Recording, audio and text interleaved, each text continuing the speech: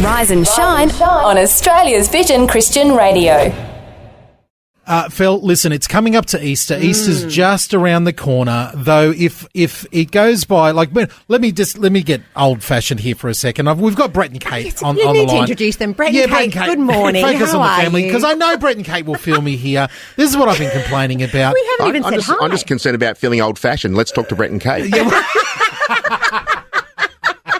Well, there might be a bit of that as well. I'm sure you're going to give us some wisdom. I used to like it because Easter was a special time because you would go to the supermarket and then, like, a few weeks before Easter, you'd get hot cross buns. Yum. You know, I mean, everyone loves it. I love a hot cross bun. And we've got about 400 different varieties now, and it's fantastic. I thought you said you've eaten about 400. Well, let's not go there. I have eaten a few myself. But the thing for me is it doesn't feel special anymore because the day after Christmas. It doesn't feel special. No, I saw it on Boxing Day. I did see hot cross buns in the shops. They used to be special. They're everywhere all the time. It's going to be soon. There's going to be hot cross buns all year round. Is that so bad? Kate, could we have hot cross buns all year?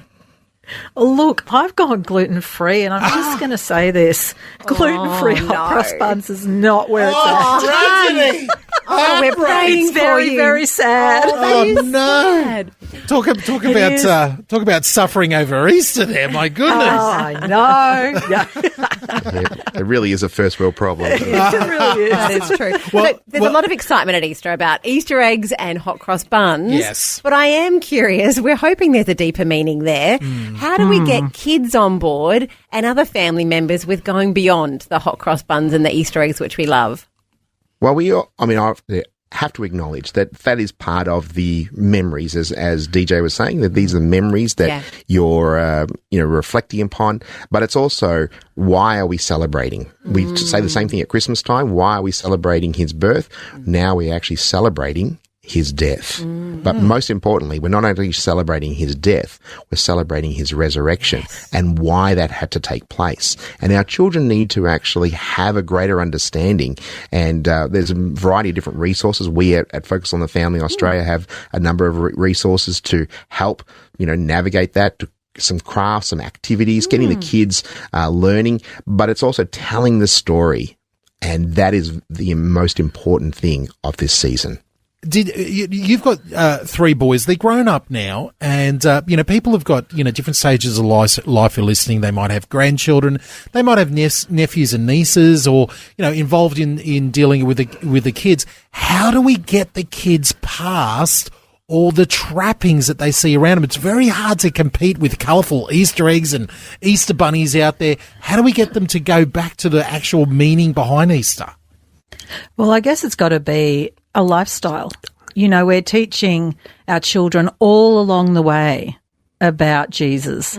And so we set the tone. Yeah, we do. We set the tone. And so it's not just, at Easter we go, oh, you know what? Jesus died and rose again. Yeah, that's right. We probably should look at that.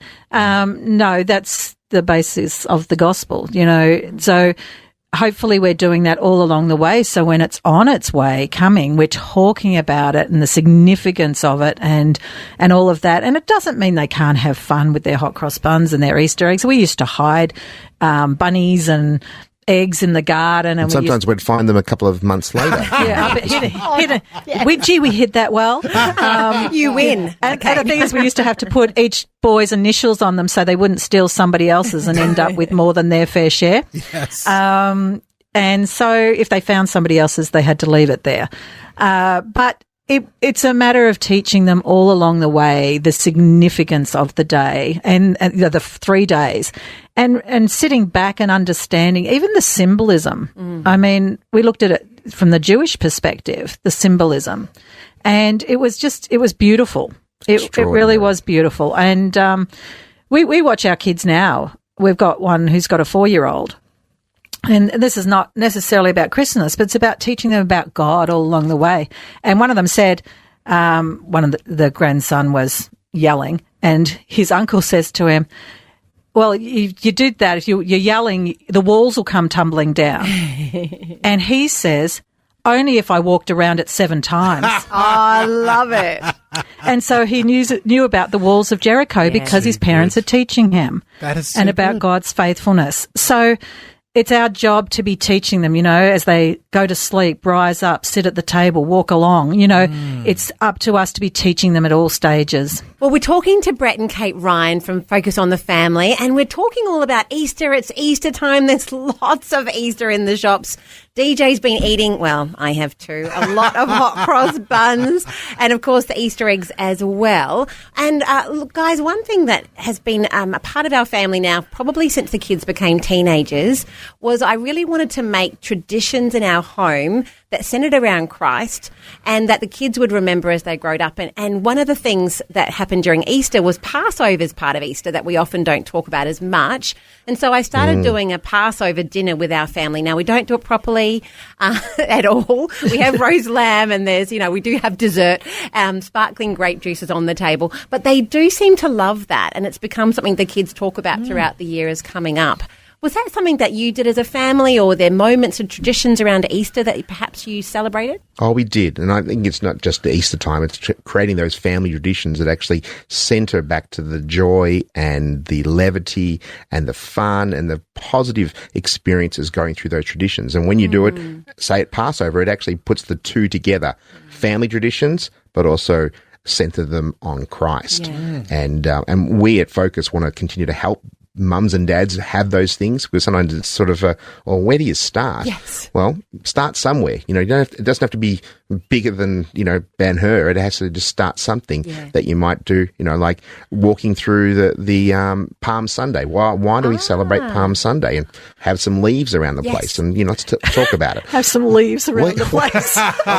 Some clean leaves that don't have bugs Not on everyone them. has palms. Or make your own palms. Do gum trees, gum leaves. Yeah, Actually, do that would something. be quite cool. It would. Yeah, and they're Good Friday, and we've got some activities, some puzzles, and so it can still make it fun. And let's talk it through. The maze of what it would have been like for them, the busyness of that season. The Passover was that was the go-to thing, but there was so much more symbolism, as Kate has referred to, when we look at the Jewish culture. And then if you actually have a conversation with a Messianic Jew, it comes alive. Yeah, it really so does. much more. I love building these traditions, and it's something we talk about often. How our children are very, very different.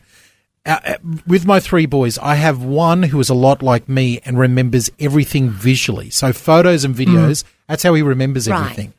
Then the middle one is like his mother, and he remembers, I kid you not, everything by clothing that is being worn. What happened on that day? That's when I bought that new shirt, or I had that pair of shoes. Now the youngest is the hilarious one. He remembers everything from what he ate. Do you remember when we went here and we visited this and we visited that? Oh yes, I had the 2 eggs and the thing, and he remembers like a menu of everything. Yeah. And it's a challenge for me as a family as we talk about traditions to go, how do I make all of that part? Right, they've got to wear the right clothes. They've got to eat the right food. Let's go out and buy some food that you're going to remember, buy a piece of clothing that you can wear and remember, and then take some photos and videos of it. And that's how we sort of build a little bit of a tradition around our house there. But listen, I know you guys have got to run. We love celebrating Easter with Focus on the Family. Thank you so much for your advice and help. And as per usual, I'm sure there's some great resources on families.org.au. How do we find them, Brett?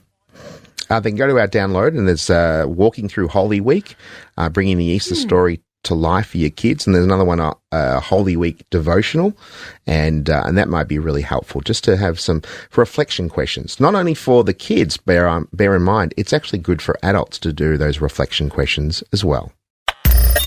Thanks for taking time to listen to this audio on demand from Vision Christian Media. To find out more about us, go to vision.org.au.